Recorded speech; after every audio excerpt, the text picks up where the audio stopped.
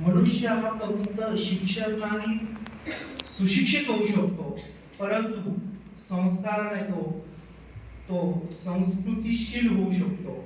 आणि त्यामुळे प्रामुख्यानं मनुष्य सुशिक्षित झाला म्हणून आपण त्याला साक्षर झाला असं म्हणू शकत नाही, तर तो सुसंस्कृत होणं गरजेचं आहे आणि नैतिक होणं गरजेचं आहे. आपल्याला आर्थिक, सामाजिक, शैक्षणिक आणि तांत्रिक प्रगती बरोबरच सांस्कृतिक आणि नैतिक जबाबदारी देखील स्वीकारणं गरजेचं आहे.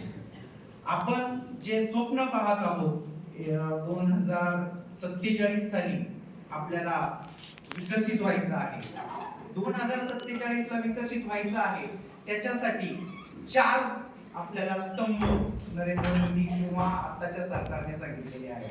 त्याच्यातला पहिला स्तंभ आहे युवा, दुसरा स्तंभ आहे तो म्हणजे महिला, तिसरा स्तंभ आहे गरीब आणि चौथा अन्नदाता.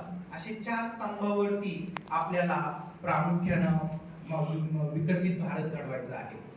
तर हा विकसित भारत घडवण्यासाठी प्रामुख्यानं राष्ट्र बांधणीची जी प्रक्रिया आहे ती प्रक्रिया केव्हा सुरू झालेली आहे त्याबद्दल थोडं सांगतो.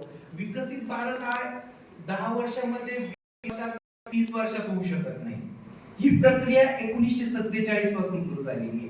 1947 ते 2047 100 वर्ष आपल्याला पूर्ण होत आहेत आणि त्या 100 वर्ष पूर्ण होत असताना आपल्याला विकसित व्हायचंय.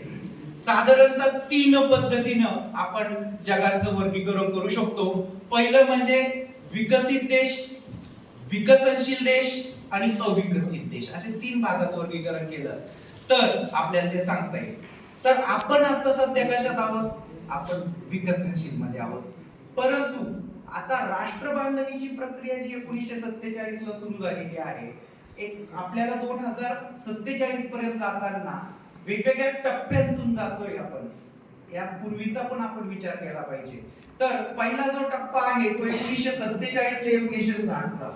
या काळामध्ये महत्त्वाच्या घडामोडी काही घडल्या त्याचा उल्लेख केल्याशिवाय आपल्याला पुढे जाता येणार नाही. सर्वप्रथम आपलं संविधान तयार झालं, लोकशाही व्यवस्था आपल्याकडे सुरू झाली. अर्थशास्त्राच्या या ठिकाणी मॅडम आहेत. पंचवार्षिक योजनेद्वारे आपल्या देशाचा विकास साध्य करायचा हे ठरवण्यात आलं. नेहरू एकदा रशिया दौऱ्यावर गेले होते आणि रशियामध्ये 3 वर्षासाठी देशाचं प्लॅनिंग केलं जातं, तसं आपल्या देशामध्ये 5 वर्षासाठी प्लॅनिंग करावं असं ठरवण्यात आलं. आणि तिथून पुढे पंचवार्षिक योजना सुरू झाल्या, त्याला नाव आता नीती आयोग झालेला आहे, हे पण या ठिकाणी सांगावंसं वाटतं. त्यानंतर एक पहिला जो टप्पा होता 1947 ते 1960 या दरम्यान महत्त्वाचे उद्योगधंदे सुरू झाले देशामध्ये. त्याच्यामध्ये खेत्री असेल, रूरकेला असेल, बोकारो असेल, या ठिकाणच्या वेगवेगळ्या जमशेदपूर असेल, या ठिकाणी मोठमोठ्या प्रमाणात उद्योगधंदे सुरू झाले. दुसरा महत्त्वाचा टप्पा होता 1960 ते 1980 चा, त्याला आपण हरित क्रांती किंवा देशाला स्थैर्य प्राप्त करून देणारा टप्पा होता. आणि या टप्प्यामध्ये हरित क्रांतीमुळे अन्नधान्यामध्ये मोठ्या प्रमाणात जे काही आपल्याकडे आपल्याला संपन्न होणं गरजेचं होतं. त्याच काळात 1969 साली बँकांचं राष्ट्रीयकरण झालं. विज्ञान व तंत्रज्ञान क्षेत्रामध्ये त्या काळामध्ये प्रगतीला सुरुवात झालेली होती आणि अन्न सुरक्षा आणि आर्थिक स्थैर्य देखील आपल्याला प्राप्त व्हायला सुरुवात झाली होती. तिसरा महत्त्वाचा टप्पा होता 1980 ते 91 आर्थिक उदारीकरण. या काळामध्ये जगानं LPG मॉडेल आपण पण स्वीकारलं, आपल्यावर बरेच जण म्हणतात लादलं वगैरे, तो भाग वेगळा, परंतु लिबरलायझेशन, प्रायव्हेटायझेशन अँड ग्लोबलायझेशन आपण त्या ठिकाणी स्वीकारलं. परकीय गुंतवणूक मोठ्या प्रमाणात आपल्याकडे व्हायला लागली आणि मला या ठिकाणी मनमोहन सिंग यांचा उल्लेख करणं गरजेचं वाटतं. त्यावेळेस ते अर्थमंत्री होते आणि त्यांनी खऱ्या अर्थानं आपली अर्थव्यवस्था चांगल्या प्रकारे रुळावर आणली. आपण त्याला म्हणून आपण योग्य दिशेने आणली. त्यानंतर पुढचा टप्पा होता 2000 ते 2020. हा प्रामुख्याने डिजिटल आणि सेवा क्षेत्र याच्यातील विकासासंदर्भात होता. एक मला या ठिकाणी उल्लेख करावा लागेल की 1978 ते 1991 च्या दरम्यान आपल्या शेजारचा चीन जास्त विकसित होत होता. त्याचं महत्त्वाचं कारण होतं ते म्हणजे उदारीकरण, जागतिकीकरण आणि खाजगीकरण त्यांनी योग्य दिशेने नेलं आणि आपण थोडं वेगळ्या दिशेने गेलो. त्याचं कारण असं होतं की आपला बराचसा शेतकरी वर्ग जो होता, आपलं उदारीकरणाकडे, जागतिकीकरणाकडे आणि खाजगीकरणाकडे जाणारी दिशा ही सेवा क्षेत्र, उद्योग आणि नंतर कृषीकडे होती. आणि चीनचा तो जो रूट होता, म्हणजे त्या मार्ग होता, तो मार्ग हा कृषी, उद्योगधंदे आणि नंतर सेवा क्षेत्र होता. म्हणून चीन त्या टप्प्यामध्ये थोडा जास्त प्रगतीचा गेला. 2020 ते 2020 डिजिटल आणि सेवा क्षेत्रामध्ये भारताने मोठ्या प्रमाणात प्रगती केली. IT sector, startup, digital India, make in digital India यासारखे महत्त्वाच्या योजना भारतामध्ये त्या काळामध्ये लागू झाल्या. आणि 5वा टप्पा येतो 2020 ते 2030, त्यामध्ये आता सध्या आहोत आपण. आणि या टप्प्यामध्ये आत्मनिर्भरता आणि उत्पादन वाढ यावर आपला प्रामुख्याने फोकस आहे. मेक इन इंडिया, पायाभूत सुविधांचा विकास आणि कौशल्य विकास या महत्त्वाच्या मुद्द्यांवरती भारताने त्या ठिकाणी, आपल्या देशाने यामध्ये फोकस करण्याचा प्रयत्न केला. आता 6वा टप्पा जो असेल तो खरा आपल्या दृष्टीने महत्त्वाचा आहे. मेक इन इंडिया, आपण त्याला विकसित भारत म्हणतो. तो म्हणजे 2030 ते 2047. विकसित भारताचा हा अंतिम टप्पा म्हणून, अंतिम म्हणता येणार नाही कारण की विकास थांबू शकत नाही. राष्ट्रबांधणीची प्रक्रिया जशी आपण 47 पासून चालू झाली, तसा तो शेवटचा टप्पा आपण म्हणू विकसित देशाकडे जाण्या, विकसित होण्याचा, तो म्हणजे 2030 ते 2047. विकसित भारताचा अंतिम टप्पा, यामध्ये आर्थिक रूपांतरण, त्याला इकॉनॉमिकल ट्रान्सफॉर्मेशन म्हणू आपण त्याला. आज एक देश समजा आर्थिक याच्या बाबतीत मला सांगायचं आहे की आपला अर्थव्यवस्थेत 4था क्रमांक लागतो. पहिला अमेरिका, दुसरा चीन, तिसरा जर्मनी आणि चौथा आपण आहोत 4थ्या क्रमांकावर. आपल्या तिसऱ्याकडे वाटचाल सुरू झालेली आहे. तर ही करताना आपल्याला सर्वात महत्त्वाचं आहे आर्थिक रूपांतरण, इकॉनॉमिकल ट्रान्सफॉर्मेशन आपल्याला गरजेचं आहे. इकॉनॉमिकल ट्रान्सफॉर्मेशन काय आहे, तर यामध्ये प्रामुख्यानं इकॉनॉमिकल आर्थिक जी घडी आहे आपल्या देशाची, ती मला या ठिकाणी तुमच्या समोर मांडायची आहे. तर त्याच्यामध्ये या शेवटच्या टप्प्यामध्ये मेक इन इंडिया जे आहे, जागतिक दर्जाची गुणवत्ता आपल्यामध्ये निर्माण करायची आहे. तर त्यामध्ये भारतात सर्वात जास्त उत्पादन वाढलं पाहिजे. आता उत्पादन का वाढवायचं? मेक इन इंडियाचा मुख्य उद्देश, जग पुन्हा एकदा सांगतो की इंटरडिपेंडन्स थिअरी त्याच्या मागे आहे, की आपण एकमेकावर अवलंबून आहे. प्रत्येक देश दुसऱ्या देशावर कोणत्या तरी, आपण जर वर्गीकरण केलं तर विकसित देश सॉफ्टवेअर बनवतात, विकसनशील देश त्याचा वापर मोठ्या प्रमाणात करतात, अविकसित देशांचं उत्पन्न प्रामुख्याने अन्नधान्यावर अवलंबून आहे. आणि एक 4थं जग आहे ते म्हणजे तेल उत्पादक राष्ट्र आहे.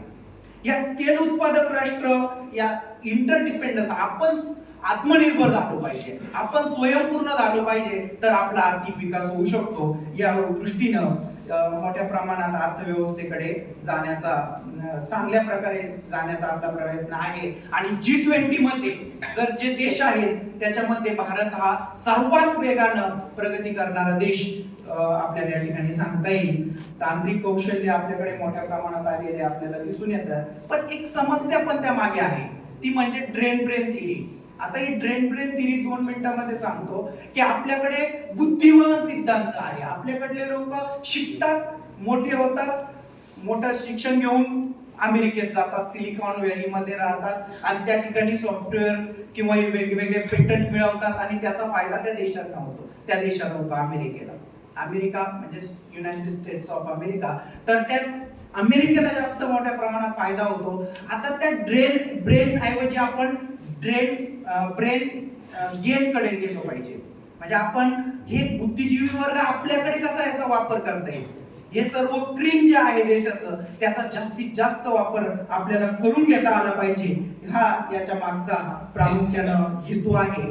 तर आर्थिक विकासाबरोबरच मला या ठिकाणी दुसरा महत्त्वाचा मुद्दा मांडायचा आहे, तो म्हणजे रोजगार व कौशल्य. आपल्याकडे प्रामुख्यानं रोजगाराची संधी उपलब्ध व्हावी. मेक इन इंडिया हे आत्मनिर्भर भारत, त्यानंतर आपल्याला दर्जेदार नोकऱ्या मिळाल्या पाहिजे. त्याच्यामध्ये उत्पादन, हरित ऊर्जा, पर्यटन, हेल्थ केअर, त्याचप्रमाणे त्यामध्ये कौशल्यामध्ये क्रांती आपल्याकडे घडून येणार आहे आता काही दिवसामध्ये. म्हणजे आता तुम्ही म्हणा त्याला आपण कौशल्याशी संबंधित क्रांती, ती म्हणजे AI आपल्याकडे आलेला आहे बऱ्यापैकी. तुम्ही जर AI कोणत्या सर्व क्षेत्रामध्ये आहे, फार शेती असेल, उद्योगधंदे असेल किंवा इतर कोणत्या रोबोटिक्स असेल, डेटा असेल, बायोटेक असेल, याच्यामध्ये AI आपल्याला दिसून येतं. आता AI आल्यामुळे आपल्याला जास्तीत जास्त प्रमाणात आपण त्याला पॉझिटिव्ह घेतलं पाहिजे. म्हणजे पॉझिटिव्ह या अर्थाने घेतलं पाहिजे की बरेच जण म्हणतात त्याच्यातून नोकऱ्या जातील वगैरे. नाही, AI मधून शेती केली तर 160 टनापर्यंत ऊस काढला जातो. AI मधून संशोधनामध्ये सॉफ्टवेअर डिझाईन केले जाऊ शकतात. या पॉझिटिव्ह गोष्टी आपण त्यामध्ये घेतल्या पाहिजे. त्यानंतर शिक्षण व संशोधन, तिसरा महत्वाचा मुद्दा आहे आपल्या 6व्या म्हणजे 2020 ते 47 मध्ये, तो म्हणजे शिक्षण व संशोधन.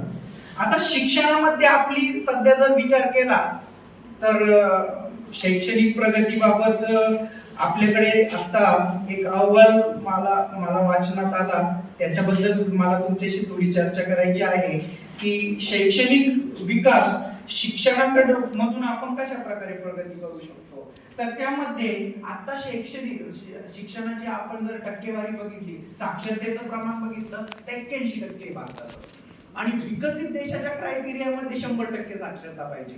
हा मुद्दा या ठिकाणी येतो. आपण NEP नवीन राष्ट्रीय शैक्षणिक धोरण स्वीकारलेले आहे.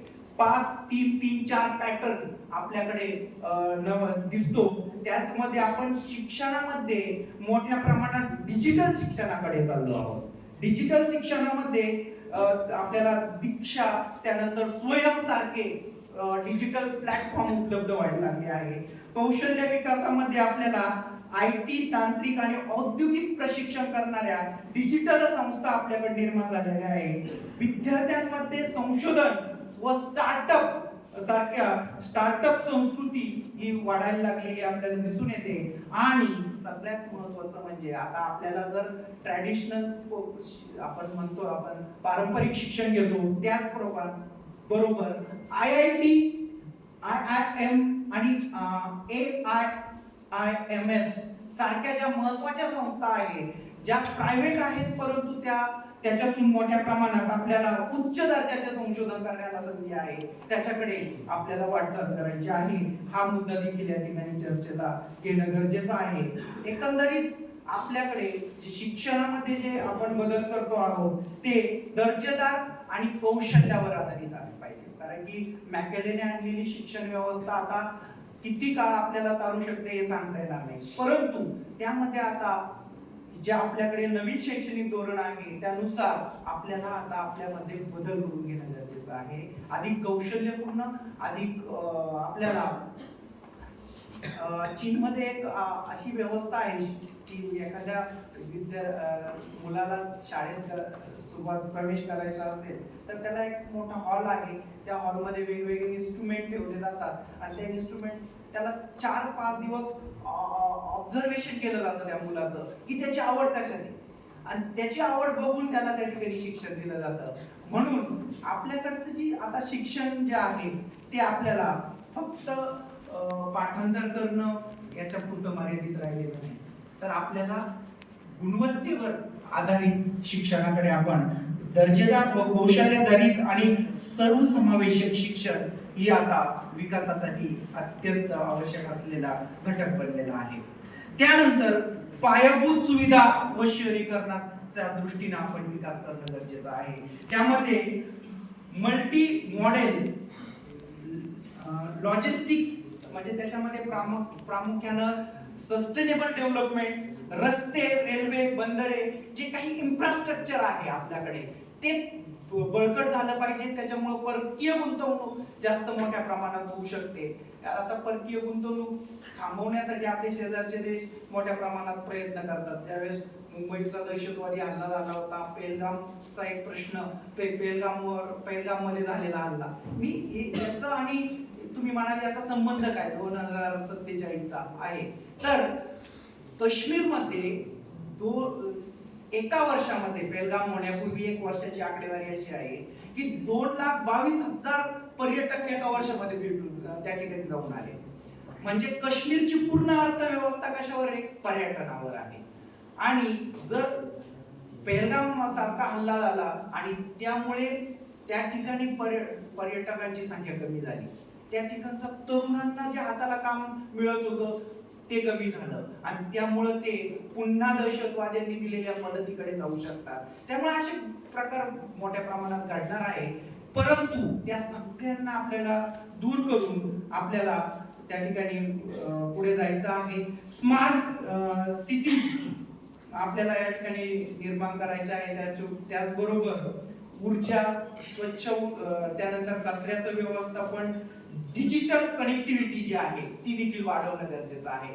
कारण की आपण AI म्हणून किंवा आपण डिजिटल आपण इतर शैक्षणिक याच्यामध्ये सगळ्यात महत्त्वाचं आहे डिजिटल कनेक्टिव्हिटी. मग ती 5G असेल, 6G असेल, याच्यात आपल्याला मोठ्या प्रमाणात प्रगती करणं अपेक्षित आहे. त्या दिशेने वाटचाल चालू आहे.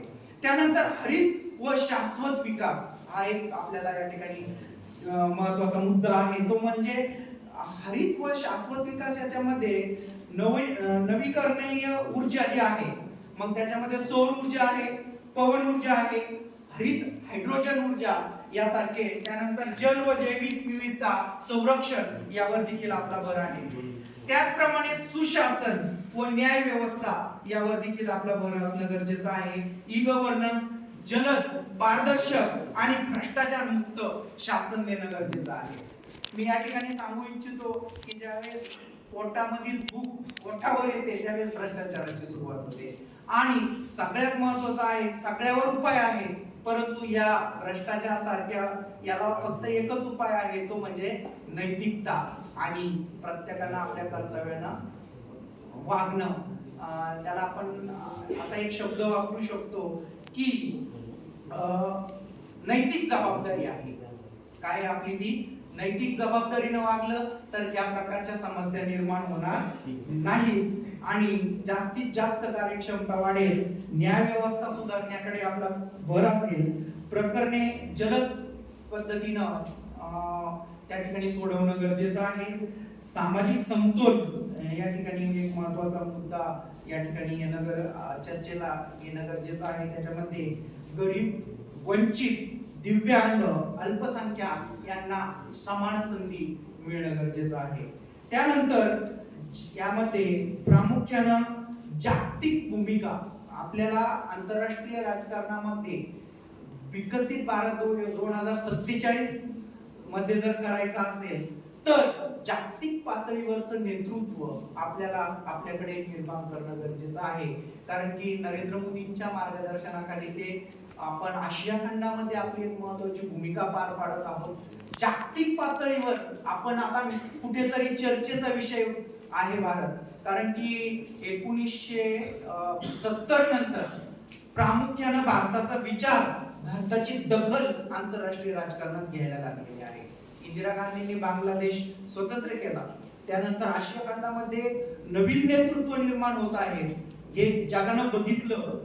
त्यानंतर ही दुसरी वेळ आहे की नरेंद्र मोदींच्या काळामध्ये जागतिक पातळीवर आपण परराष्ट्र धोरणाच्या बाबतीत थोडं सक्षम झालो.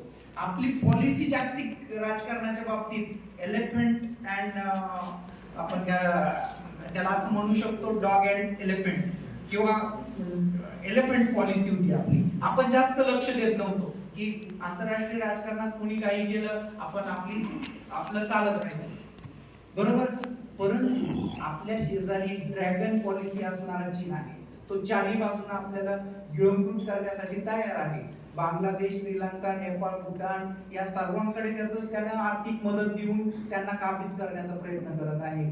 पण तरी देखील भारत आपल्याला शेजारील राष्ट्रांबरोबरच आपल्याला आंतरराष्ट्रीय राजकारणात देखील आपल्याला महत्त्वाची भूमिका जर आपल्याला जर 2047 ला विकसित व्हायचं असेल तर यावर देखील भर देणं अतिशय गरजेचं आहे.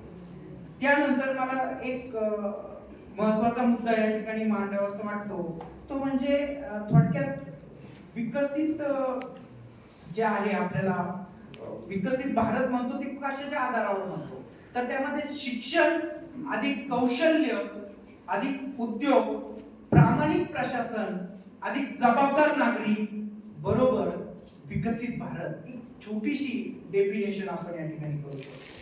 दुसरं मला या ठिकाणी सांगायचं आहे ते म्हणजे आर्थिक प्रगतीसाठी आपल्याकडे एक फॉर्म्युला आहे, तो म्हणजे उत्पादनामध्ये वाढ, रोजगार निर्मिती, तांत्रिक प्रगती आणि सर्वसमावेशक विकास बरोबर आर्थिक विकास.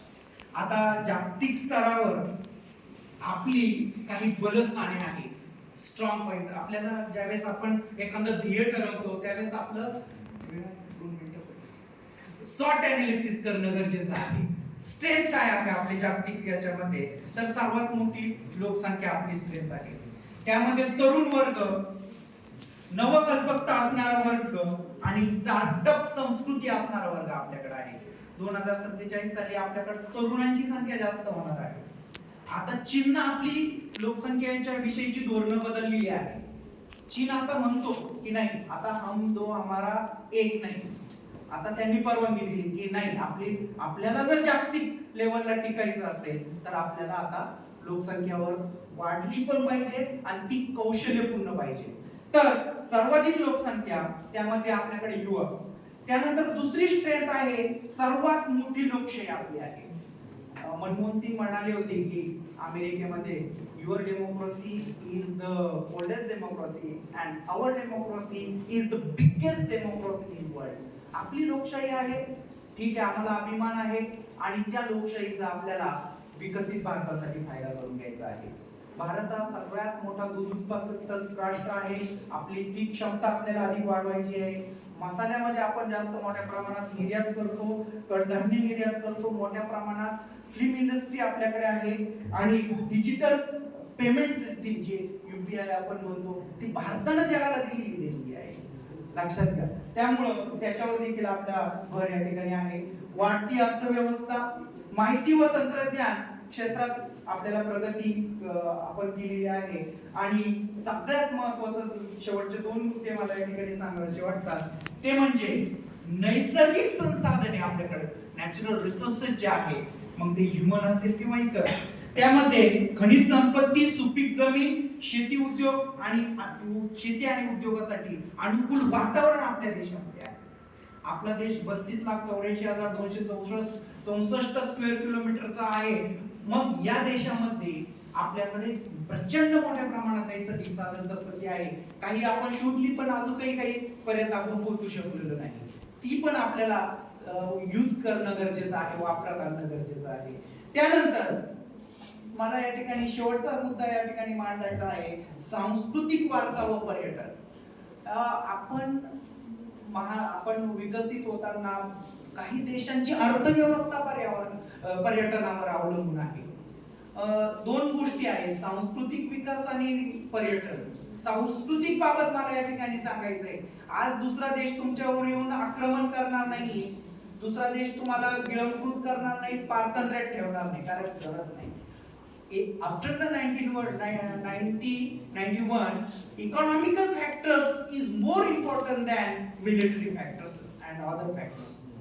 म्हणजे आता आपल्याला आर्थिक वर्चस्व देखील आता मागे पडत चाललेलं आहे. आपण 91 पर्यंत म्हणायचो की आर्थिक वर्चस्व गाजायचं, पण आता इतर देश तुमच्यावर सांस्कृतिक वर्चस्व गाजवण्याचा प्रयत्न करणार आहे आणि त्यांना आपल्याला कुठेतरी थांबवणं गरजेचं आहे. तो एक मुद्दा. आणि शेवटचा पर्यटनाबद्दल सांगायचं की बऱ्याचशा देशांची अर्थव्यवस्था पर्यटनावर अवलंबून आहे.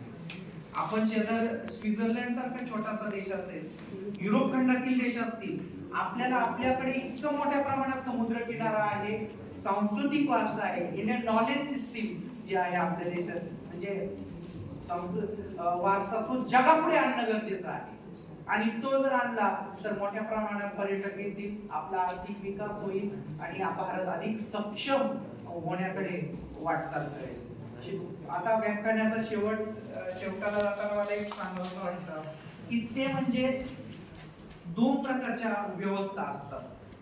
आपल्याकडे म्हणतो आपण संसदीय व्यवस्था आहे, दुसरी जी दिसत नाही परंतु अस्तित्वात असते अशी एक व्यवस्था असते, ती म्हणजे मूल्याधिष्ठित व्यवस्था. आपल्या देशामध्ये मूल्याधिष्ठित व्यवस्था आहे. कोविडच्या काळामध्ये तुम्ही बघितला, आपण इतर देशांपेक्षा वेगळे का आहोत, तर आपल्याकडे मूल्यधिष्ठित व्यवस्था आहे. म्हणजे मूल्य व्यवस्था आपल्याकडे रुजली गेलेली आहे. सामाजिक समता आपल्याकडे प्रस्थापित झालेली आहे.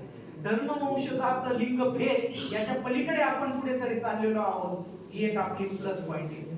ही जपानकडे होती काय का, म्हणजे मी सांगतो की ज्यावेळेस हिरोशिमा आणि नागासाकीवर लिटिल बॉय अँड फॅटमॅन सारखे बॉम्ब पडले, त्यावेळेस जपान पूर्णपणे उद्ध्वस्त झाला होता. पण जपानकडे ती मूल्यधिष्ठित व्यवस्था होती. जपानने फिनिक्स पक्षाप्रमाणे राखेतून भरारी घेतली. तसं आपल्याला व्हायचं आहे. आपल्याकडे ती मूल्य व्यवस्था आहे. त्यामुळे आपण या मूल्य व्यवस्थेच्या आधारे आपण सामाजिक, आर्थिक, राजकीय, शैक्षणिक, तांत्रिक प्रगती होणारच आहे. पण आपल्याकडे जे वेगळं आहे ते म्हणजे मूल्यांवर भर दिलेला आहे. आणि त्या मूल्यांच्या द्वारे आपण काय होऊ शकतो, विकसित भारतापर्यंत जाऊ शकतो. तर आयोजकांनी मला या ठिकाणी या विषयावर बोलण्याची संधी दिली, त्याबद्दल मी त्यांचे धन्यवाद मानतो. इतिहास व राज्यशास्त्र विभागाचे आमचे गुरुवर्य निर्मळ सर, त्याचप्रमाणे राजभोज सर, शिंगोटे सर यांनी मला या ठिकाणी बोलण्याची संधी दिली. इतिहास आणि राज्यशास्त्र एकच वाक्य मला, according to sir John Seeley, history is the root of politics and politics is the root of history. म्हणून आपल्याला राजकीय बळ मिळवायची असतील तर आपल्याला विकसित भारत कडे जाणं गरजेचं आहे. धन्यवाद. थँक्यू. धन्यवाद सर. पुढील